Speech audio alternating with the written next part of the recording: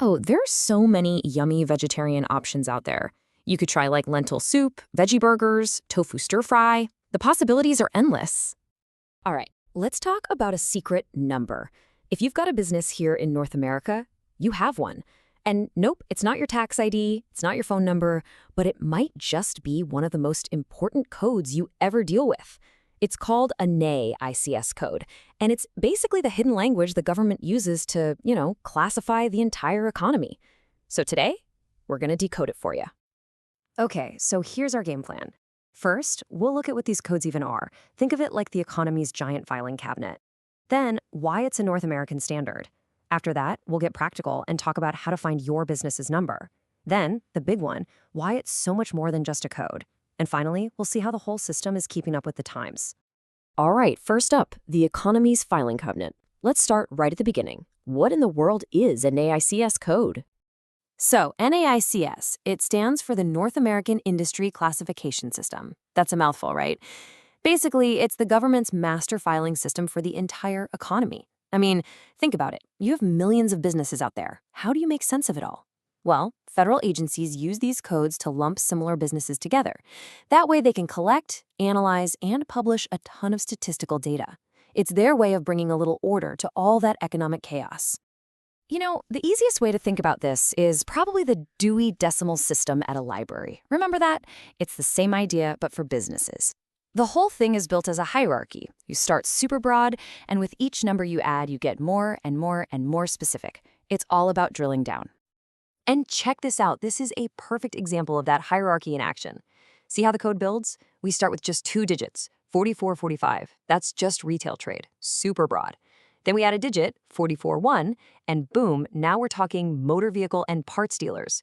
We're getting warmer. You just keep adding numbers, and each one narrows the focus until you land on the full 6-digit code, 441222. And what's that? It's super specific, boat dealers. See?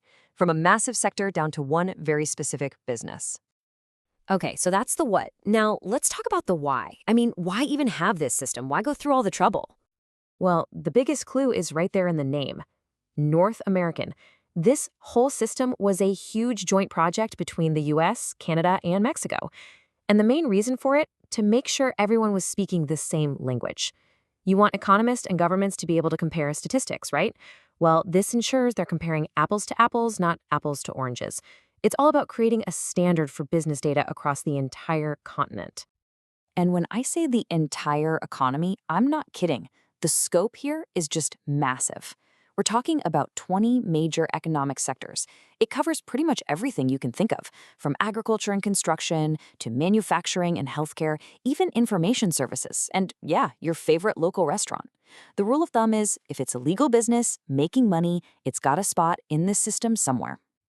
Okay, enough with the theory. Let's get down to brass tacks. This is probably what you've been waiting for. How do you actually find the code for your business? Now, this is probably the single most important thing you need to get about this whole process. Ready? No one assigns you a NAICS code. Seriously, there's no government agency that's going to mail you a letter with your number on it. It is a completely self-assigned system. That means it's on you. You, the business owner, have to figure out what your main business activity is, what makes you the most money, and then you pick the code that fits it best. So how do you do that? Well, there are basically 2 main ways to go about it. The first is a simple keyword search, just like you'd use Google, right? You go to a lookup tool and type in something like restaurant or consulting and see what comes up. The other way is to do an industry drill down. You start with a big, broad category, like construction, and then you just keep clicking and narrowing it down until you find your specific niche. Okay, to help you out, here are a few pro tips to make that search go a little smoother. First off, try using single keywords. For example, dentist will probably get you better results than dental office. Simple is better. Second, if a word isn't giving you anything, try the plural. Sometimes pharmacy won't work, but pharmacies will. Weird, I know. Third, this is a big one for some folks. If you're an importer or an exporter, you're almost always going to fall under merchant wholesalers. And last but not least, what if your business is kind of weird? Like, it doesn't fit neatly anywhere. Look for a catch-all code. They often end in 99 or 90 and are there for exactly that reason.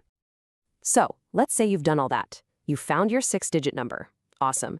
But you might be thinking, okay, so what? It's just a number for government stats. Who cares? Well, hang on.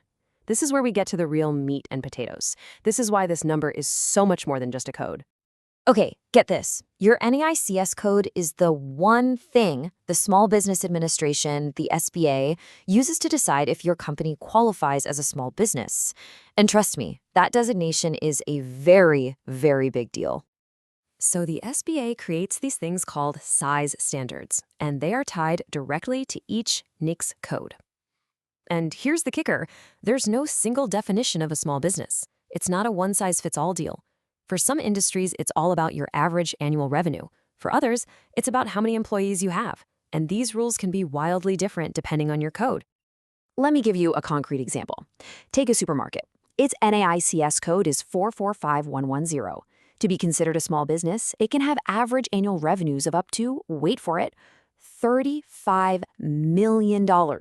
Yeah, $35 million. That's a pretty big small business, wouldn't you say?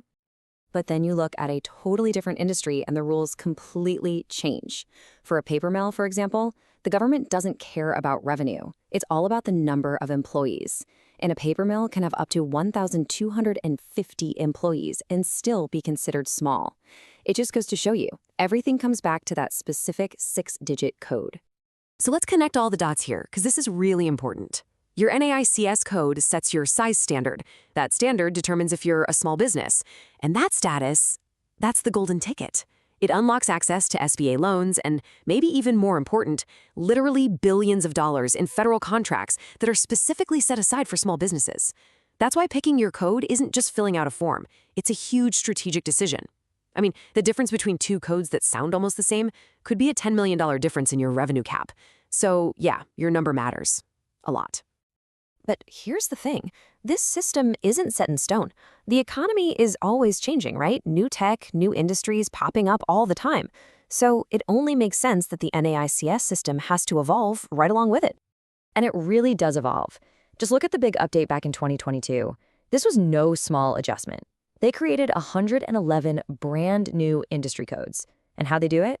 By taking 156 old codes and totally shuffling the deck, reclassifying them, mashing them together, or splitting them apart, all to get a better picture of what our economy actually looks like today.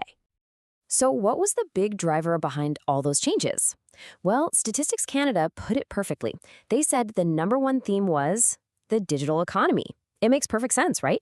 So much business has moved online, and the system needed to catch up and find ways to properly classify all that new digital activity. Here's a really simple, clear example of what that looks like. Before 2022, you had two totally separate codes, one for wholesalers selling men's and boys' clothes, and another for women's and children's. But in the 2022 update, they basically said, you know what, we don't need that distinction anymore. So they merged them into one single, broader code. A pretty small change, but it's a great little snapshot of how the system is trying to keep things modern and relevant. And all of this brings us to one final question to leave you with. Your NAICS code isn't just some dusty label in a filing cabinet. It's really a snapshot in time. It's your business's place in this constantly changing economic world. So yeah, you have your code today. But as technology keeps advancing and the way we do business keeps getting reshaped, what do you think your code will be tomorrow?